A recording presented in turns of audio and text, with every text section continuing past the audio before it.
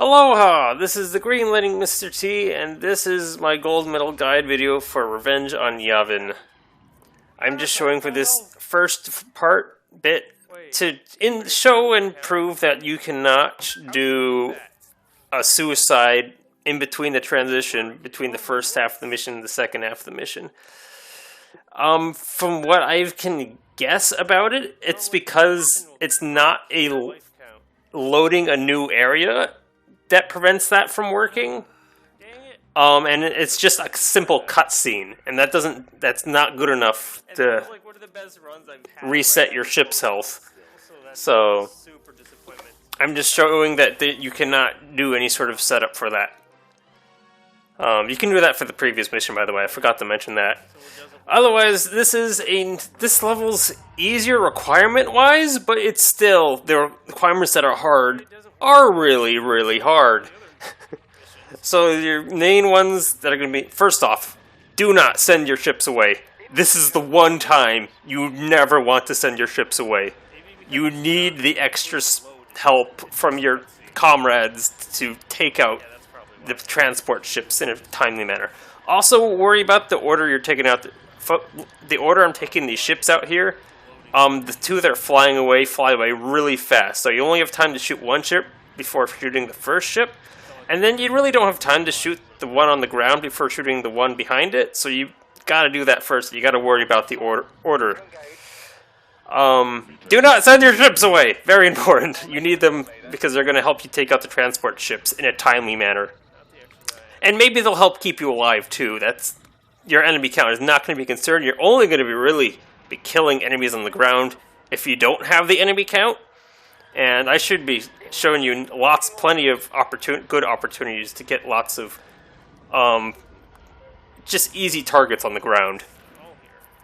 Just a note, sometimes some of these targets will not be here. Sometimes they will have taken off earlier, but in this case I got all three of them, which is nice. Alright, back to what I was saying. Your enemies is not an issue. You have very good control of whether you need more enemies. There's so many ships on the ground that the cluster missiles can easily take out. The time is a big issue, which is why I'm telling you not to send your friendlies away. The kills they steal is not worth the time loss from not having them. Plus, at the end of the day, they're going to be blown up by the end of the mission anyways. There goes my final one. Friendlies Lost, I've never had an issue with it. It's never gone over 15, so I think you're safe there. Accuracy shouldn't be an issue because, again, as long as you're only shooting ships on the ground, you don't have a good excuse for having a low accuracy this mission. The time is really tight. And in fact, I did this part a little bit slow. I should have really had the supply ships down before they've even taken off. But as you can see, they've gotten really far away. There's 4 speeders right there. Those are also really good targets because they don't have high health like the Y-Wings. So just a single cluster missile will give you 4 kills. It's really great. I was really happy when I discovered those 4 speeders because they made getting the enemy requirement much easier. So again, you don't want to use all your cluster missiles. You want about half left over, and then you again want to only use half of your half, just to take out some of the ships flying around you, because your health is the biggest issue of this mission.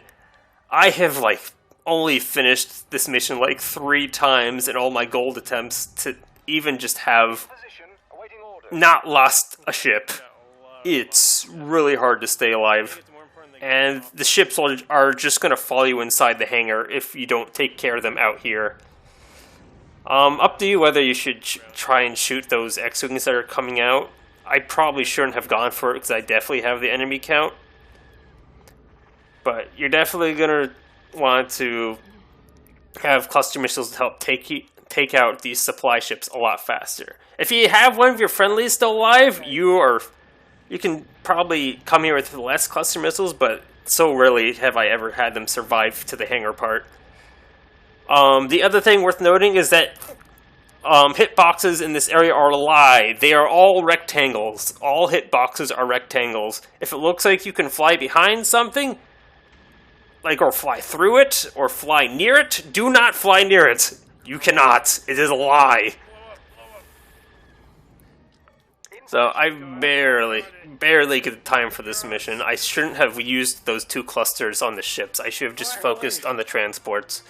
But thankfully, it does not cost me. And do not get me started in the amount of times that rebel ships have flown into me. Even when they're set on fire, you can still hit them, unlike the TIE fighters. Flaming ships can still hit you when they're rebel ships. I don't want to go into how many deaths are from crashing into other ships. We're just going to move on with our lives. At least I'm going to move on with my life. But thankfully, I can give you lots of good advice for this mission, unlike the last one. It's still luck of the draw, but there are things you can do to make your life better. This has been the Greenling, Mr. T.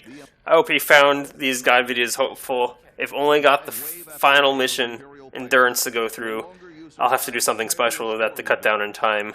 Aloha.